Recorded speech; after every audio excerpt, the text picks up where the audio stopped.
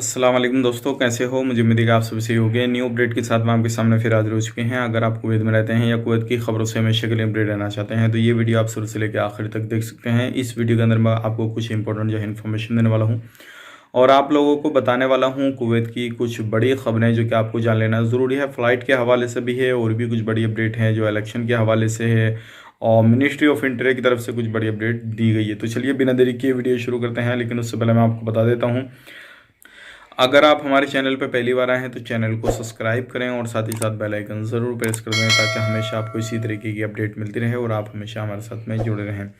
तो सबसे पहली अपडेट की तरफ बढ़ते हैं। जो बड़ी अपडेट आ रही है निकल के, वो आ रही है फ़्लाइट के हवाले से। जैसे कि आपको मालूम है अभी जो है 10 दिसंबर से फ़्लाइट चालू होने वाली है। वो उन लोगों के लिए सिर्फ जो डोमेस्टिक वर्कर हैं, जो घर खाता में काम करते हैं, उन लोगों को जो है कुवैत के अंदर एंट्री मिल जाएगी 10 दिसंबर के बाद में।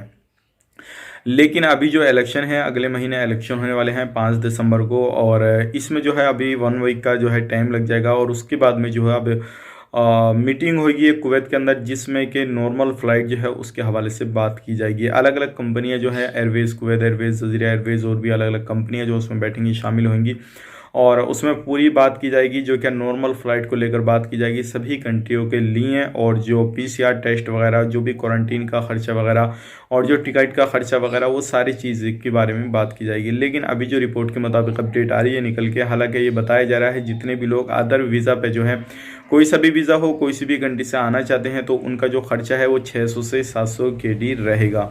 हालांकि ये चीज़ जो थी पहले भी बताई जा रही थी, जो डोमेस्टिक वर्कर हैं उनके हवाले से भी आई थी, लेकिन उसके बाद में जो है उनका खर्चा काफ़ी ज़्यादा कम कर दिया गया, यानी कि आधा आधा। लेकिन हो सकता है आने वाले वक्त में जब इसकी फाइनली मीटिंग आए निकल के, या फाइनली मीटिंग होगी, तो ये खर्चा भी कम हो जाएगा इंशाल्लाह। उम्मीद यही की जा सकती है। आप मुझे कमेंट बॉक्स में ज़रूर बताइए कि नॉर्मली एक वर्कर के लिए, जो लेबर कैटेगरी का अगर बंदा जाना चाहता है रिटर्न कुवैत के अंदर, जो ऑलरेडी पहले से काम करता है, तो 600-700 KD उसके लिए काफ़ी ज़्यादा हो जाएगा और वहाँ पे जाके उसको क्वारंटीन भी रहना पड़ेगा, यानी कि 14-15 दिन वहाँ पे काम भी नहीं करना पड़ेगा उसको, रहने का, खाने का सारा कुछ उसी के अंदर रहेगा।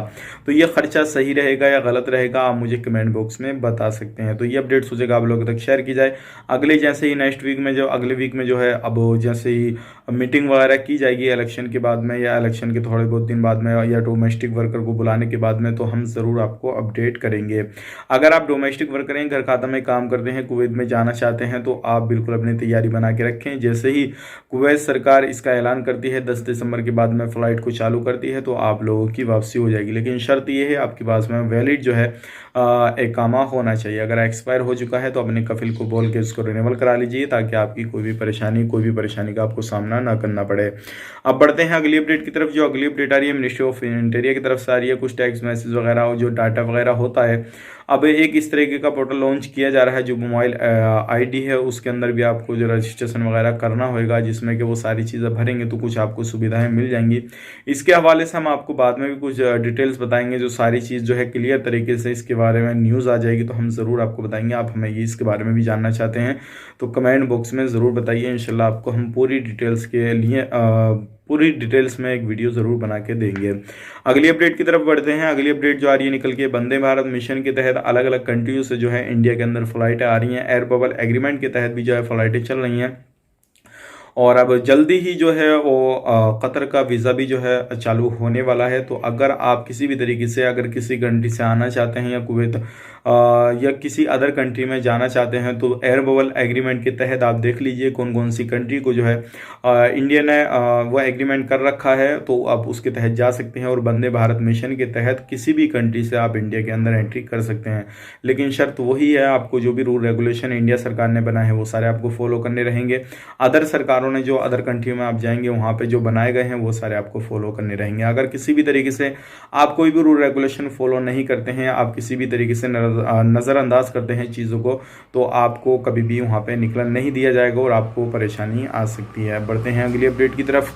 जो अगली अपडेट आ रही है निकल के, ये भी काफ़ी बड़ी अपडेट आ रही है निकल के। जैसे कि आपको मालूम है कुवैत के अंदर अभी इलेक्शन का दौर चल रहा है। हालांकि गवर्नमेंट की इस पे हवाले से काफ़ी ज़्यादा अपडेट आ रही है, तरीके तरीके की अपडेट आ रही है कि कोई भी सर जो जीतने के बाद में या पहले पब्लिक को इकट्ठा नहीं कर सकता, अपना जो भी है प्रचार वगैरह करने के लिए गाड़ी वगैरह ज़्यादा लोगों को इकट्ठा नहीं कर सकता, कहीं पे आ नहीं सकता, जा नहीं सकता। मतलब क्या है, बिल्कुल भी पूरी तरीके से प्रचार वगैरह बंद है। अभी अपडेट आई है हाल ही में, अगर किसी भी तरीके से कोई भी बंदा अगर कुवैत के अंदर पैसे वगैरह कहीं पे भी देता हुआ पकड़ा गया या प्रचार वगैरह करता हुआ पकड़ा गया, इस तरीके से लोगों को जमा किए हुए, तो उसके खिलाफ जो है कड़ी कार्रवाई की जाएगी। जो इश्तहार वगैरह होते हैं, जो इश्तहार लगा के प्रचार वगैरह किया जाता है रोडों पे, बिल्डिंगों पे, ये भी लगाना अलाउ नहीं है। अगर लगाना होगा तो परमिशन लेनी होगी, अदरवाइज नहीं तो उन लोगों पे फाइन वगैरह पड़ जाएगा जो लोग ये सारा काम करेंगे। तो आपको ध्यान रखना है, सावधानी बरतनी है, किसी भी तरीके से पार्ट टाइम के चक्कर में ये चीज़ मत कीजिएगा। अगर आपको भी पकड़ लिया गया इन कामों में